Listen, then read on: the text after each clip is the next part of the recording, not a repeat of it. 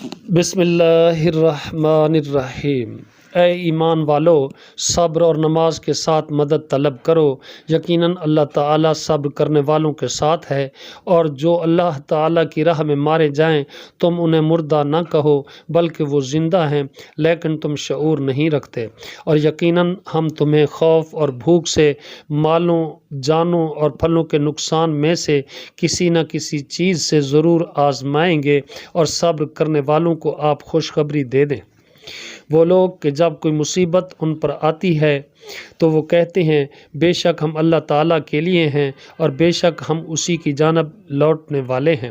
یہی لوگ ہیں جن پر ان کے رب کی طرف سے کئی مہربانیاں اور بڑی رحمت ہے، اور یہی لوگ ہدایت پانے والے ہیں۔ یقیناً صفا اور مروہ اللہ تعالیٰ کی نشانیوں میں سے ہیں، تو جو کوئی بیت اللہ کا حج یا عمرہ کرے تو اس پر کوئی حرج نہیں کہ ان دونوں کا خوب طواف کرے، اور جو کوئی خوشی سے کوئی نیکی کرے تو یقیناً اللہ تعالیٰ قدردان ہے، سب کو جاننے والا ہے۔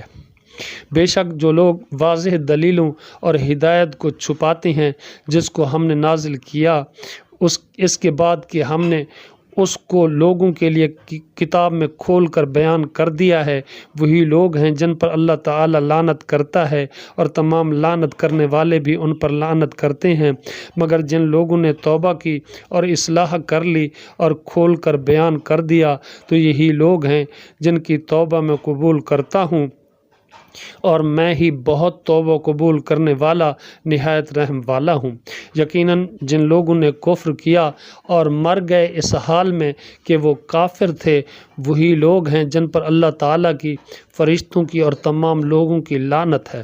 اس جہنم میں ہمیشہ رہنے والے ہیں، نہ ان سے عذاب ہلکا کیا جائے گا اور نہ وہ مہلت دیے جائیں گے۔